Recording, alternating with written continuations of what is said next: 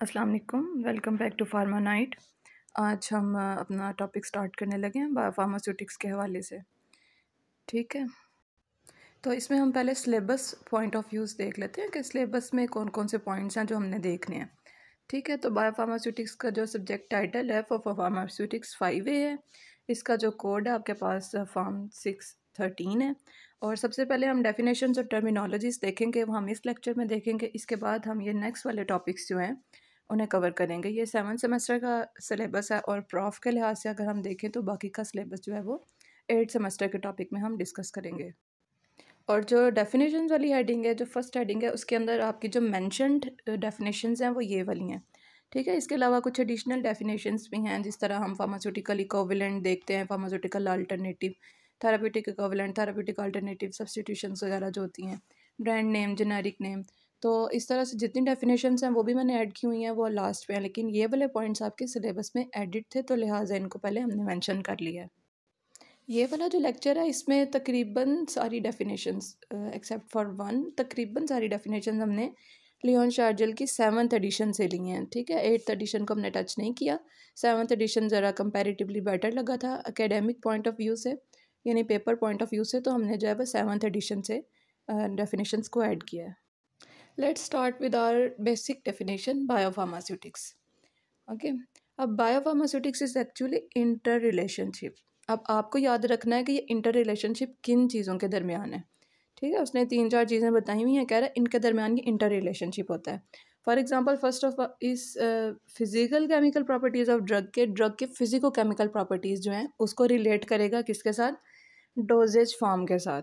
You must know what is drug, what is dosage form, यानी drug product, और आपको इनका पता होना चाहिए। हम इनके बारे में भी इंशाल्लाह बात करेंगे।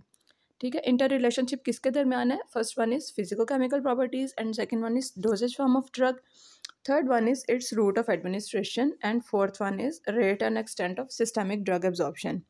और यू मस्ट नो कि rate and extent of systemic drug absorption जो है हम किसको कहते हैं? बायो अवेलेबिलिटी को कहते हैं, which is denoted by F. Okay, यानी ये 4 चीज़ें उसने ऐसी बताई हैं कि जिनके दरमियान रिलेशनशिप जो है वो बायोफार्मास्यूटिक्स डेवलप करती है। किसके दरमियान? First one is physico chemical properties of drug.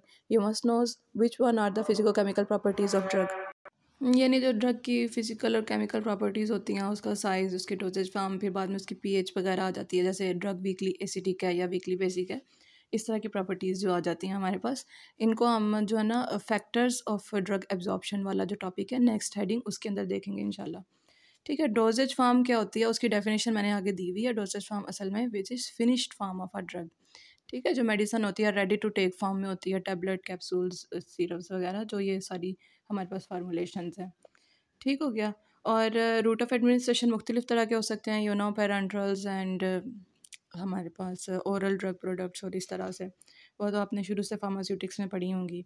और rate and extent of systemic drug absorption which is actually bio availability, तो इसको भी हमने आगे ऐड किया हुआ है। फिर डेफिनेशन उसने दी हुई थी, मतलब जेनेरिक इक्विवेलेंस की सिलेबस में लिखी हुई है, तो ये बायो इक्विवेलेंस कहलाते हैं। बायो इक्विवेलेंस आगे लिखी हुई है, हम उसको भी देख लेंगे। ये डेफिनेशन मैंने इस वेबसाइट से ली थी। ठीक है, मैंने इसको मेंशन कर दिया है, और क्योंकि डेफिनेशंस जो है ना वो ऐसी जगह से लेनी चाहिए कि जो, यानी कि आप आम ऐसे डेफिनेशंस कहीं से नहीं उठा सकते। आपके लिए बेहतर यही होता है कि आप बुक वाली डेफिनेशंस लें और कोशिश करें कि उसको वर्ड टू वर्ड याद करें। ठीक है, कहता है जेनेरिक इक्विवेलेंस एक जेनेरिक ड्रग प्रोडक्ट होता है, ड्रग होता है that contains the same active ingredient as the brand name drug, कि उसके अंदर जेनेरिक ड्रग जो है वो सेम होता है। फॉर एग्जांपल लिसिनोप्रिल हमारे पास एस इनहिबिटर है, कहते हैं उसके ब्रांड्स हमारे पास जेस्ट्रिड और प्रिनीविल हैं, तो ये जेस्ट्रिड और प्रिनीविल जो है वो एक दूसरे के जेनेरिक इक्विवेलेंट होंगे। थेराप्यूटिक इक्विवेलेंट, थेराप्यूटिक इक्विवेलेंट की उसने डेफिनेशन दी हुई है और फिर कुछ क्राइटेरिया दिए हुए हैं कि एफडीए ने एक क्राइटेरिया दिया है, उस पर मीट करेंगे तो फिर वो एक दूसरे के थेराप्यूटिक इक्विवेलेंट होंगे। अब यहाँ पे मैं एक और बात आपको बताती चली जाऊँ कि ये जो फर्स्ट चैप्टर है इसमें से भी कुछ क्वेश्चंस पीपीएससी में आते हुए देखे हैं। ठीक है, बायोफार्मास्यूटिक्स के हवाले से वो क्वेश्चन पूछता है, लेकिन ऐसे नहीं होता कि वो वर्ड टू वर्ड यही वाली डेफिनेशन उठा के लिख देता है। वहाँ पे जाहिर है कि लेवल इंसान का जो है वो हमने पूरी फार्मडी कर ली होती है, और उसके बाद ये कम्पिटिटिव एग्ज़ाम्स होते हैं, तो कम्पिटिटिव एग्ज़ाम्स में वो इस तरह की डेफिनेशंस भी अगर देता है ना, तो उनके क्वेश्चंस के जो मतलब स्टेटमेंट्स हैं वो ज़रा मोल्ड करके देते हैं। ठीक है, जैसे हो सकता है वो डोजेज फॉर्म की जगह फार्मूलेशन का वर्ड यूज़ कर ले, इस तरह से मतलब वो करते हैं। और दूसरा जो उनके नीचे MCQs होते हैं वो भी इस तरह के होते हैं कि वो इंसान को ज़रा कंफ्यूज कर रहे होते हैं। और अब जब ये थेरेपेटिक इक्विवेलेंट हैं या फार्मास्यूटिकल इक्विवेलेंट, फार्मास्यूटिकल अल्टरनेटिव, तो वो ऐसे भी पूछ लेते हैं कि अगर दो हमारे पास ड्रग प्रोडक्ट हैं तो उनकी मतलब डिस्पेंसिंग की जा रही है और वो एक्टिव इंग्रेडिएंट उनमें सेम है और डिफरेंट साल्ट है, तो फिर ये क्या होगा।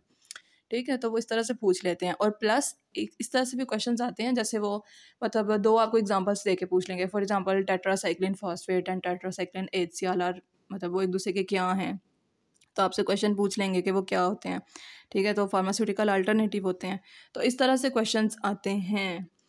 तो हम थेरेपेटिक इक्विवेलेंट देख रहे थे, इनके लिए पहले ही हमारे पास बात होती है कि they must be pharmaceutical equivalent.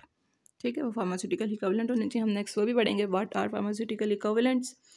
ठीक है, और कहता है कि एक तो वो फार्मास्यूटिकल इक्विवेलेंट हों, सेम क्लिनिकल इफ़ेक्ट्स हों, यानी उनके फार्माकोलॉजिकल इफ़ेक्ट और सेफ्टी प्रोफाइल दोनों के जो है ना वो हम कहीं ना कहीं से मैच कर सकते हों, कंपेरेबल हों। ठीक है, सेफ़ और इफ़ेक्टिव होने चाहिए, क्राइटेरिया दे रहा है हमें।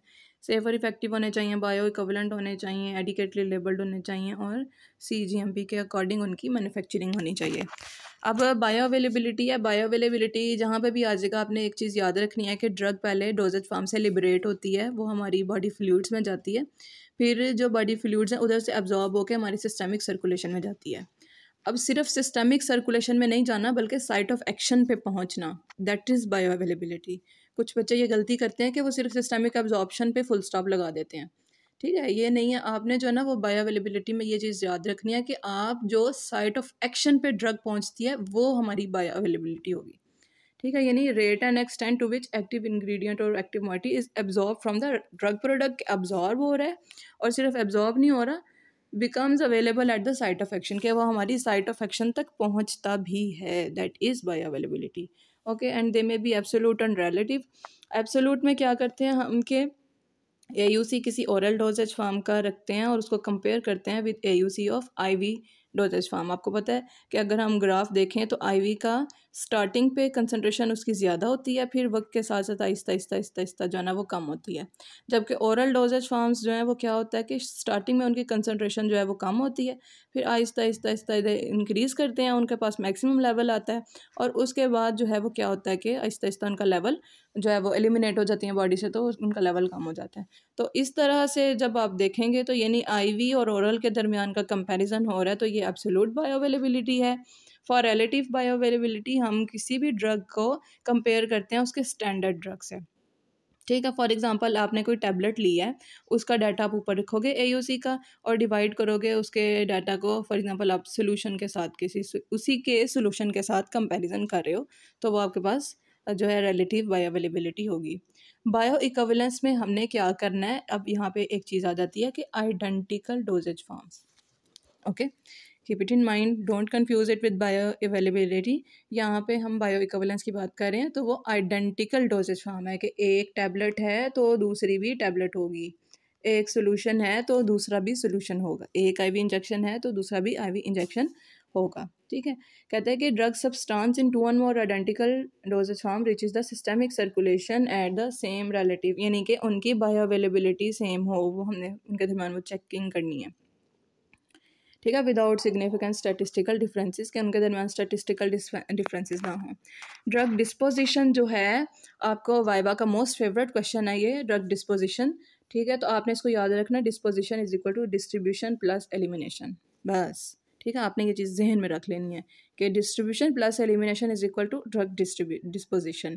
फिर आपसे ये पूछा जाता है एलिमिनेशन के बारे में कि एलिमिनेशन क्या होता है, तो ये इरिवर्सिबली ड्रग जो रिमूव हो रही है फ्रॉम द बॉडी, और इसको मेटाबॉलिज्म प्लस एक्सक्रीशन भी कहते हैं। ठीक है, फिर 8th सेमेस्टर का मेरे ख्याल है सिलेबस की पहली हेडिंग में आपका जो है ना वो रीनल रूट के अलावा एक्सक्रीशन भी उसने कहा हुआ है कि एक्सक्रीशन तो अदर रूट्स, तो आपको पता होना चाहिए रीनल के अलावा बिलरी सिस्टम है, सिलेवरी सिस्टम है, स्वेट के थ्रू है, फिर हमारे जो मतलब मिल्क के थ्रू एक्सक्रीशन होती है, लैक्रिमल ग्लैंड्स के थ्रू एक्सक्रीशन होती है, काफ़ी मुख्तलिफ तरीके होते हैं जिनके थ्रू एक्सक्रीशन हो सकती है। और मेटाबॉलिज्म जो है उसको बायो ट्रांसफॉर्मेशन भी कहते हैं। बाज़ औक़ात आप यकीन करें बच्चों से क्वेश्चन पूछा जाता है वाइवा में कि what is the difference between bio transformation and metabolism, and they are confused, और वो चूँ चाँ करने की कोशिश करते हैं, लेकिन नहीं, bio transformation and metabolism are actually same thing, पीछे से एक ही चीज़ है ये। ठीक है, अब मेटाबॉलिज्म का हम डिटेल में यहाँ पे नहीं देख रहे, हम फिर कभी इसको देख लेंगे। अभी हम आगे बढ़ते हैं। फार्माकोकाइनेटिक्स, इसके अंदर हम जो है ना वो ज़ीरो ऑर्डर और फर्स्ट ऑर्डर भी ऐड करेंगे। उसके लिए मैं कोशिश करूँगी अलग से वीडियो बनाऊँ। ठीक है, जो ज़ीरो ऑर्डर है और फर्स्ट ऑर्डर है वो हमारा फार्माकोकाइनेटिक्स में ऐड होना है। ठीक है, फार्माकोकाइनेटिक्स में एडमी भी ऐड होता है। इसके अलावा आपकी लीनियर और नॉन लीनियर फार्माकोकाइनेटिक्स होती हैं जिनको हमने इसमें ऐड करना है, वो ज़रूरी है। ठीक है, और actually they are zero order and first order reactions.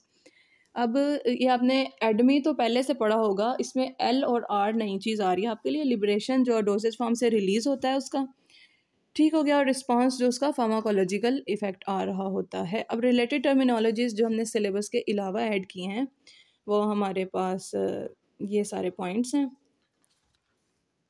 तो मेरे ख्याल है ये वीडियो पहले ही काफ़ी लंबी होती जा रही है। हम ऐसा करते हैं कि इसको नेक्स्ट पार्ट में इंक्लूड कर लेते हैं।